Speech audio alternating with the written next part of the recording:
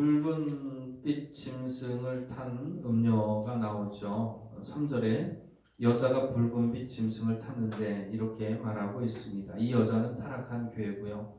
붉은빛 짐승은 하나님을 대적하는 세상의 모든 나라와 권세와 세력들입니다.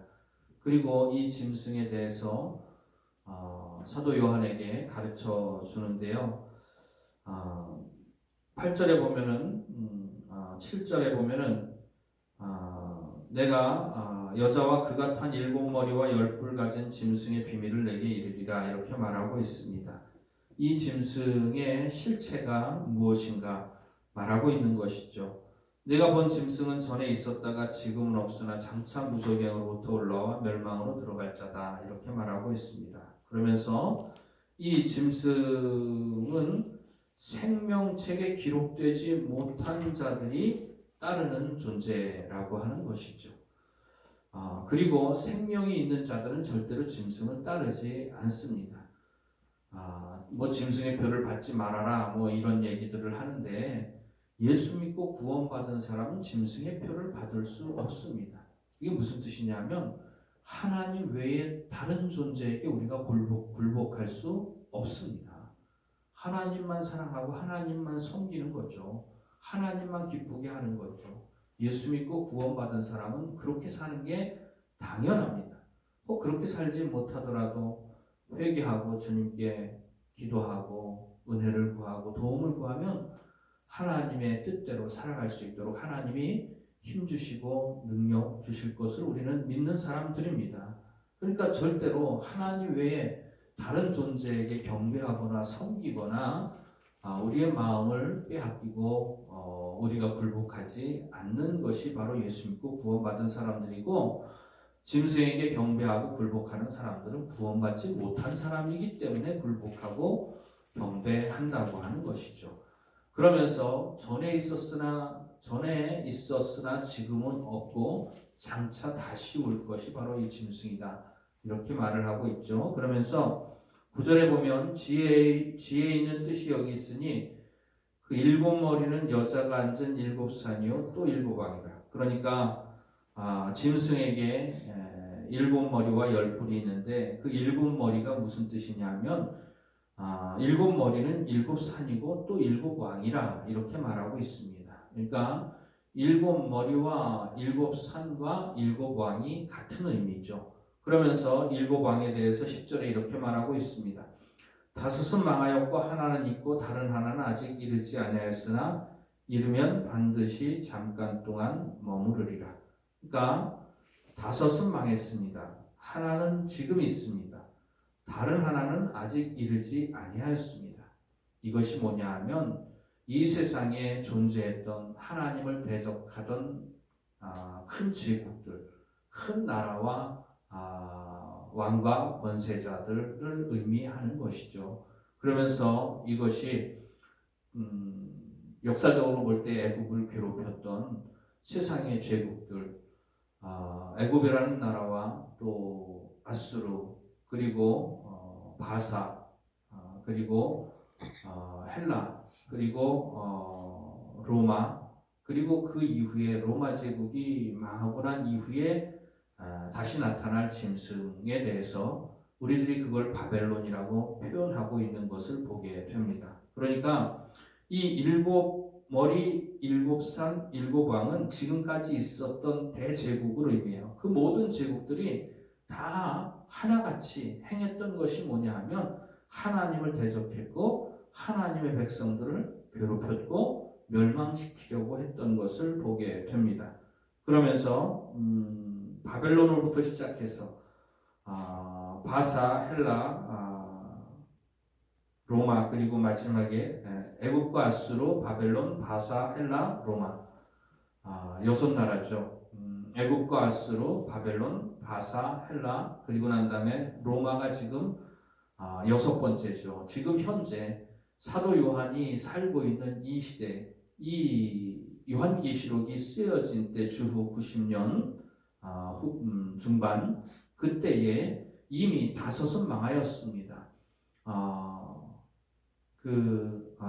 이스라엘을 괴롭혔던 애굽과 아수르와 바벨론과 바사와 헬라 이 제국은 다 망했죠. 그리고 난 다음에 지금 현재 하나는 있습니다. 로마가 있죠. 그리고 마지막에 일곱 번째 왕이 나타날 것인데 그것은 먼저 있던 자 중에 하나라. 그게 바로 바벨론 제국을 의미하는 것이죠. 그렇게 해서 로마 이후에 마지막에 나타날 짐승 바로 바벨론이라고 하는 하나님을 대적하는 모든 주의들, 모든 사상들, 모든 체계들을 의미하고 있는 것이죠. 사실은 이것이 일곱이라고 표현을 했습니다마는 계속해서 세계 역사 가운데 있어 왔던 하나님을 대적하는 단 하나의 세력이에요. 애굽도 그렇고, 아수르도 그렇고, 바벨론도 그렇고, 바사 왕국도 그렇고, 헬라 왕국도 그렇고, 지금 있는 로마도 그렇고, 나중에 나타날 모든 마지막에 나타날 다시 그 먼저 있던 것 중에서 다시 나타날 제국 바로 바벨론 제국은 모든 주의와 사상이 통합되어서 하나님을 대적하는 세력을 의미한다고 볼 수가 있습니다. 그러니까 이 모든 나라들이 다 한 뜻으로 했던 것이 뭐냐면 하나님을 대적하고 그리스도와 싸웠던 겁니다. 13절 말씀 보면 그들이 한 뜻을 가지고 자기의 능력과 권세를 짐승에게 주더라. 그러니까 한 마음 한 뜻이 되어서 그 짐승을 경배하고 섬기고 하나님을 대적하는 일을 했던 것이죠. 그리고 그 한 마음 한 뜻이 된 짐승의 세력들 그들이 누구와 싸우느냐 하면 14절에 보면 그들이 어린 양과 더불어 싸우려니와 어린 양은 만주의 주시오 만왕의 왕이시므로 그들을 이기실 터이요 또 그와 함께 있는 자들 곧 부르심을 받고 택하심을 받은 진실한 자들도 이기리로다. 그들이 모두가 힘을 합쳐서 하나님을 대적하고 그리스도를 대적하지만 그리스도는 만왕의 왕이요 만주의 주이시기 때문에 반드시 승리하실 것이고 그리고 그리스도를 따르는 진실한 성도들 그 사람들도 주님과 함께 그 승리에 참여하게 될 거라고 하는 것입니다. 그러니까 진실한 성도는 절대로 짐승에게 굴복하지 않고 지지 않습니다. 이걸 제가 말씀드렸는데 영적인 싸움이라고 말씀드렸죠.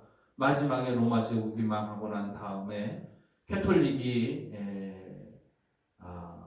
그 교리를 변개시키고 말씀을 변개시키고 교황이 하나님의 자리에 앉아서 추앙받고 숭배받고 그러면서 하나님이 다스려야 할 하나님의 자녀들을 교황이 다스리고 그렇게 하는 모든 악한 세력들 바로 그게 바벨론의 세력들이고 오늘날 개신교 안에도 그 세력들이 들어와 있는 것을 보게 됩니다.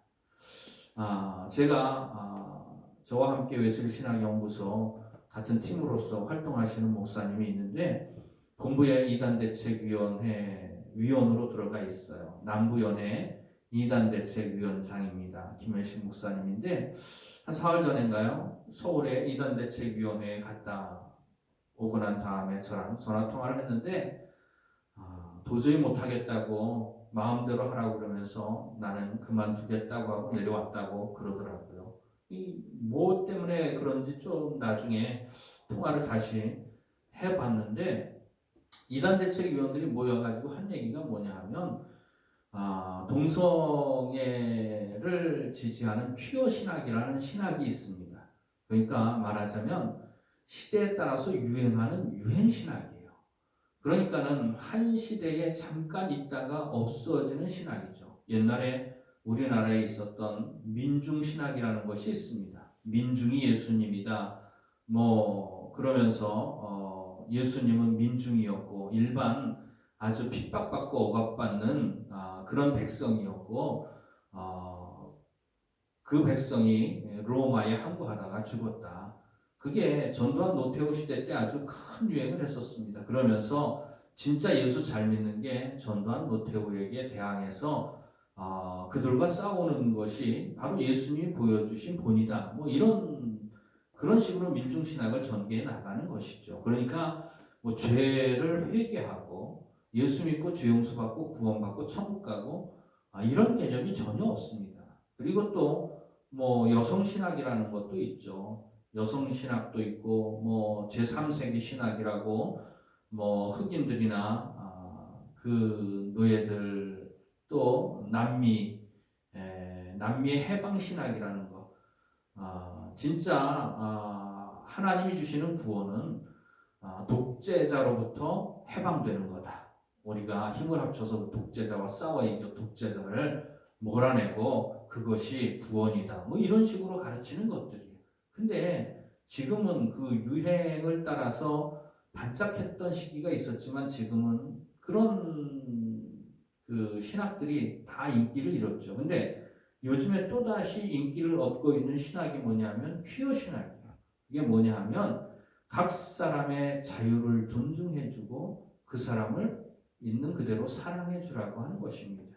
그것이 어디에 연결되느냐 하면 동성애와 연관이 되어집니다. 그러면서 동성애를 교회에서 허용해야 된다. 그렇게 나아가는 것이죠. 그게 퀴어 신학이에요. 근데 퀴어 신학이 성경적으로 볼 때 절대로 우리가 받아들일 수 없는 그런 사상이죠. 그러니까 퀴어 신학을 이단으로 우리가 정죄해야 된다. 다른 여러 여타 교단에서는 이단으로 다 정죄를 했다. 근데 감리교는 가만히 있는다. 우리도 이걸 이단으로 정죄해야 된다고 김현식 목사님이 아주 강력하게 주장을 했더니 그 위원장 되시는 분하고 또 그 위원장하고 같이 뜻을 같이 하는 분들하고 해가지고 그냥 신학은 신학으로 그냥 내버려 두자. 신학을 하는데 제한하고 억압을 두는 것은 옳지 않다 하면서 그 퀴어 신학 자체가 신학교에서 가르쳐지는 것을 그저 방관하는 태도를 취하더라고요. 그러면서 분위기가 이단대책위원회 분위기가 안 좋으니까 뭐 이렇게 저렇게 해도 말이 안 먹히니까 그만두겠다고 화를 내고 나왔다고 얘기는 합니다만은 다시 그래서 그 자리에서 빠지면 결국엔 그 사람들이 원하는 대로 되지 않느냐 다시 거기서 활동을 하기로 했습니다만은 그러니까 이 사람들이 모여서 개신교고 또 기독교고 또 감리교 안에서도 성경과 맞지 않는 신학들이 오늘날 득세하고 또 세력을 얻고 또 그런 사람들이 앞으로 더욱더 힘을 가지 못하리라고 우리가 감히 안심할 수가 없는 상태입니다. 미국은 다 넘어갔어요. 미국 연합감리교회도 동성애를 허용하고 동성애자들도 성도로 교인들로 받아들이고 또 동성애를 하는 사람도 목사 안수를 받을 수 있고 이렇게 다 정말로 성경도 모르고 하나님도 모르고 진리도 모르고 말씀도 모르고 그러면서 그것이 진짜 하나님이 말씀하신 사랑이다. 모든 죄인들을 사랑으로 품어줘야 된다. 뭐 이런 회개한 논리를 펼칩니다. 근데 우리가 분명히 알아야 할 것은 뭐냐 하면 우리가 죄인을 사랑해야 하는 것은 맞지만 죄인이 죄를 짓도록 방관해서는 안 된다고 하는 거야. 그리고 그 죄는 성경에 근거해서 정의해야 됩니다. 성경에서는 구약이고 신약이고 할 것 없이 모두 다 동성애를 죄로 분명하게 규정짓고 있죠. 그러니까 성경을 변개하는 사람들이고 성경의 뜻을 자기들의 입맛에 맞게 틀리게 해석하면서 그것들을 어떻게 하든지 교회 안에 퍼뜨리려고 하는 세력이 감리교 안에도 들어와 있는 것을 우리가 분명히 알아야 됩니다. 이것이 하나님을 대적하는 세력들입니다. 이것이 짐승과 함께 연합하여서 타락한, 부패한, 배교한 그리고 세속화된 기독교의 모습이라고 하는 것이죠. 바로 오늘 17장에 나오는 음녀가 배교한 교회, 세속화된 교회, 타락한 교회, 오히려 교회가 하나님을 대적하는 일에 앞장을 서고 오늘 우리가 읽은 말씀에 있습니다만은 교회와 바벨론이 연합해서 예수 그리스도와 진실한 성도들과 싸워요. 예수 그리스도와 진실한 성도들과 싸우는 일들이 있게 되고 그러나 우리가 분명히 알아야 할 것은 예수 그리스도는 만왕의 왕이고 만주의 주이시고 반드시 이길 줄로 믿습니다. 그리고 예수 그리스도 편에 서서 예수 그리스도를 따르면서 이 영적인 전쟁, 말씀 전쟁, 진리의 전쟁을 싸우는 진실한 성도들은 반드시 이기게 될 줄로 믿습니다. 여러분, 오늘날 많은 사람들이 걱정하는 게 뭐냐면 큰일 났다. 교회가 큰일 났다. 교인들이 점점 더 줄어든다.